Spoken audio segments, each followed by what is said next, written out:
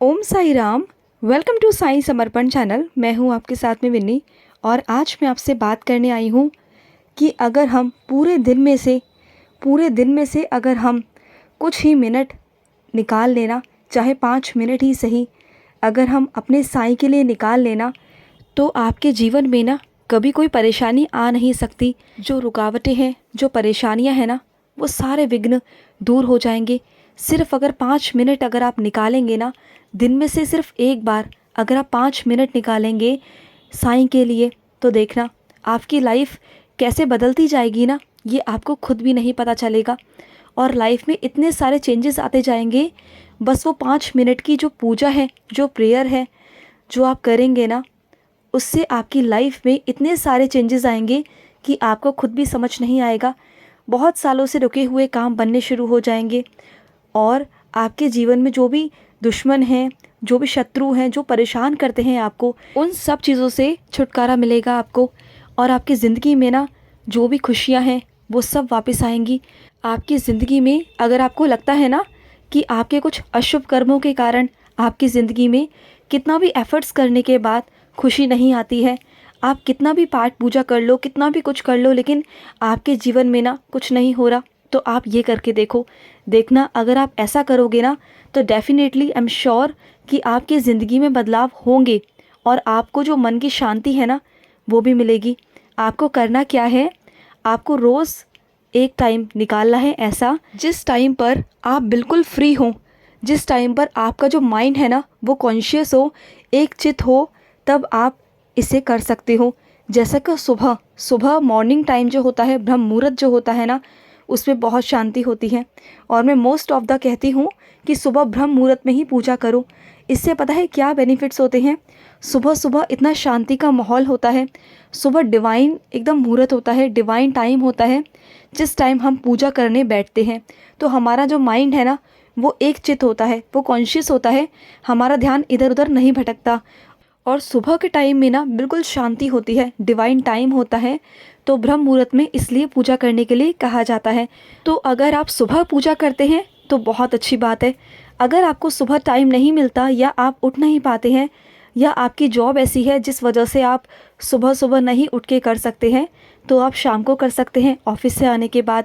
या फिर अगर आप ऑफिस से आने के बाद शॉवर लेके स्नान कर कर उसके बाद अगर आप रात को बिल्कुल फ्री होते हैं तो आप उस टाइम में भी कर सकते हैं।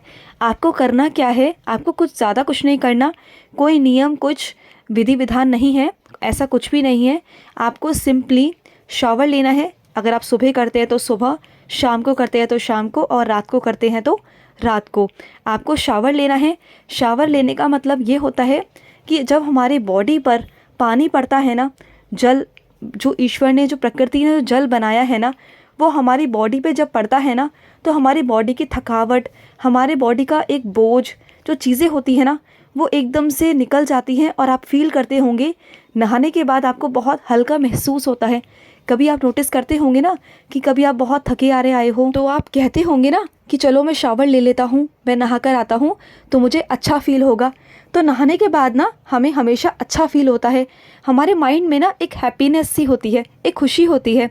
तो जब आप स्नान कर कर, शावर लेकर जब आप बैठेंगे ना पूजा करने, तब आपका माइंड बिल्कुल कॉन्शियस होगा, आपको बिल्कुल फ्रेश फील होगा, उस टाइम पर अच्छा सा महसूस होगा।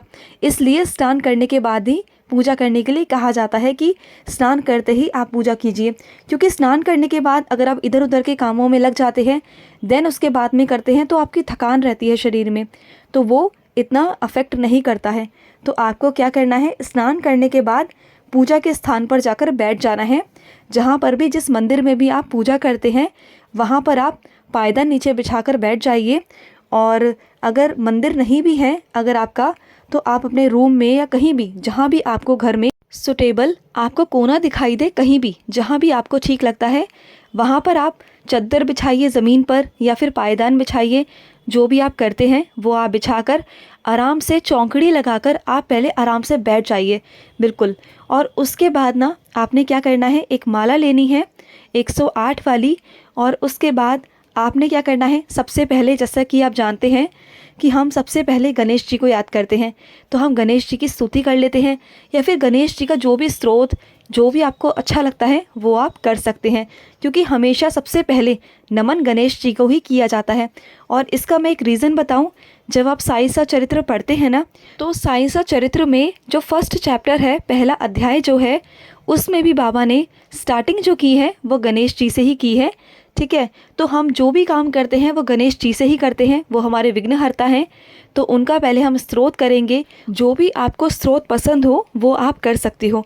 आपको यूट्यूब में, गूगल में अगर आप सर्च करेंगे या आपके पास में होगा, आपको वहाँ से मिल जाएगा। आप डाल दीजिए गूगल में कि गणेश स्त्रोत, तो बहुत सारे निकल कर आ जाएंगे। आप उसमें से कोई भी एक चूज़ कर आप कर सकते हैं। देन उसके बाद में आपने क्या करना है, जो माला है आपके पास 108 की, उसमें आपको गायत्री मंत्र का जाप करना है। गायत्री मंत्र का वीडियो मैंने पहले भी बनाया था कि वो कितना पावरफुल मंत्र है, ये आपको भी अच्छे से पता है।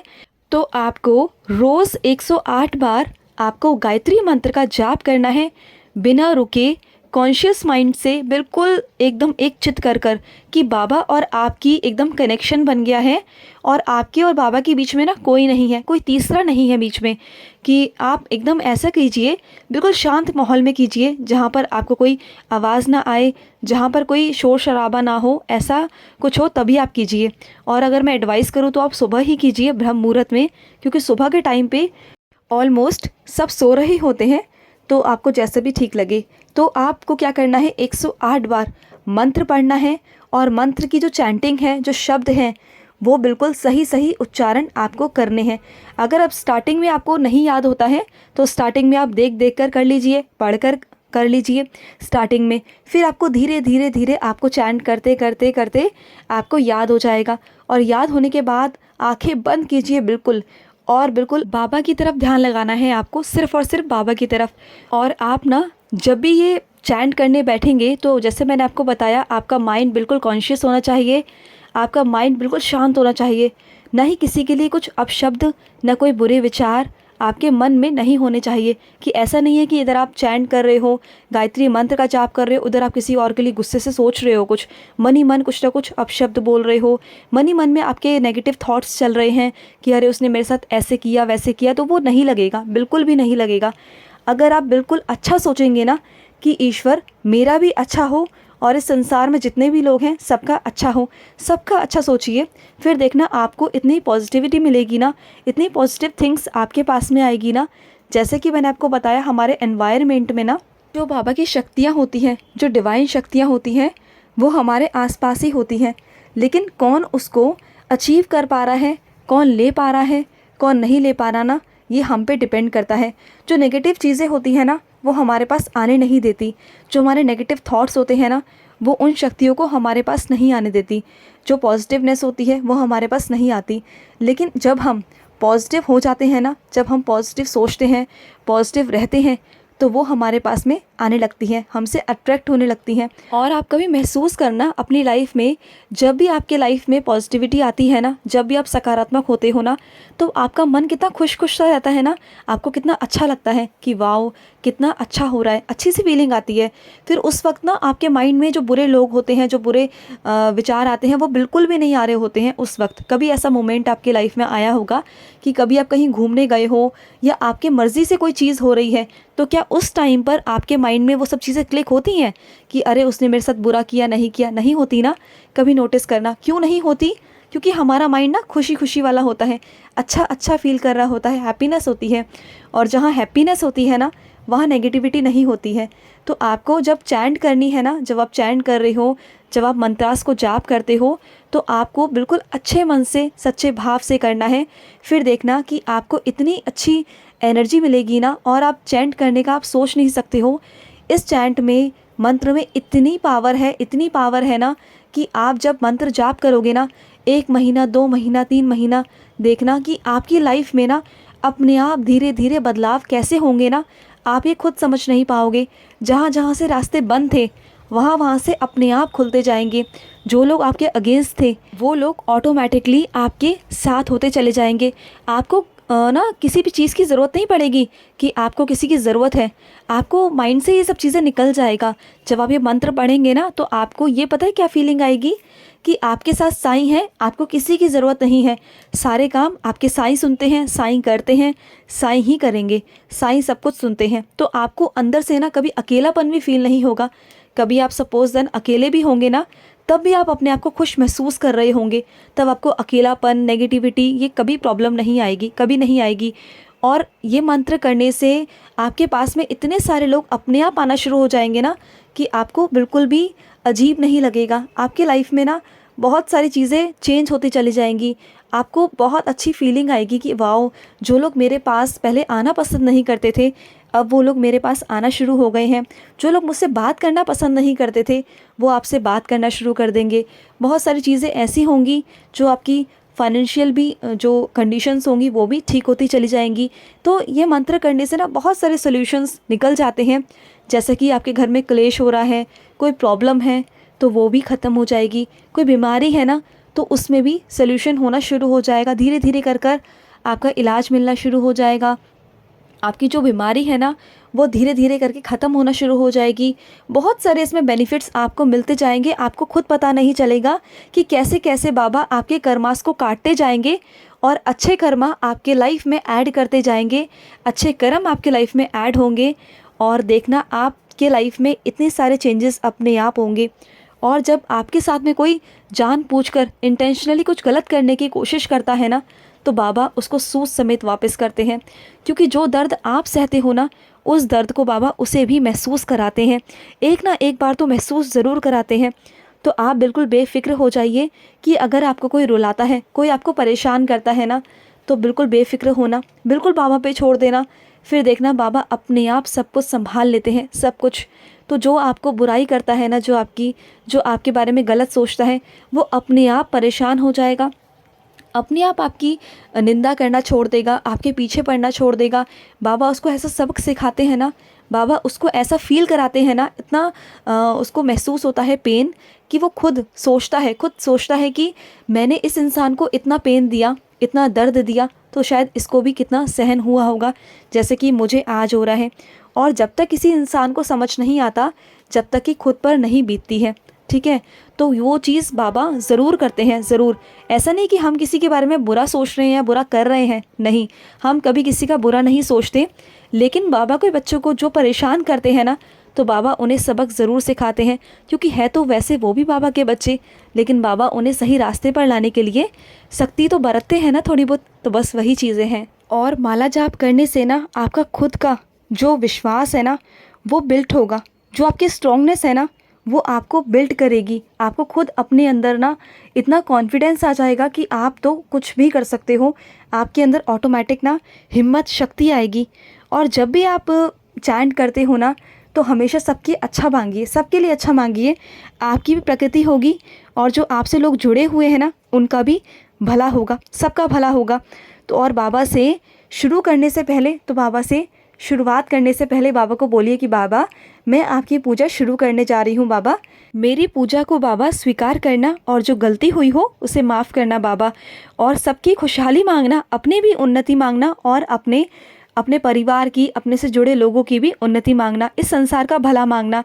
और पूजा ख़त्म करने के बाद बाबा से शुक्रिया कहना कि बाबा आपने जो ये 2 पल, ये कुछ मिनट मुझे दिया, मेरा सौभाग्य है कि मैं ये पूजा आपके लिए कर पा रहा हूँ। क्योंकि मेरी इतनी हिम्मत नहीं कि मैं ये सब कर पाऊँ, क्योंकि आप करवा रहे हो इसलिए मैं ये सेवा कर पा रहा हूँ या कर पा रही हूँ। आपको ऐसा बोलना है। और आप देखना पूरा दिन आपको इतनी एनर्जी फील होगी ना, आपका पूरा दिन इतना अच्छा जाएगा, पॉजिटिव आप बने रहोगे ऑल टाइम।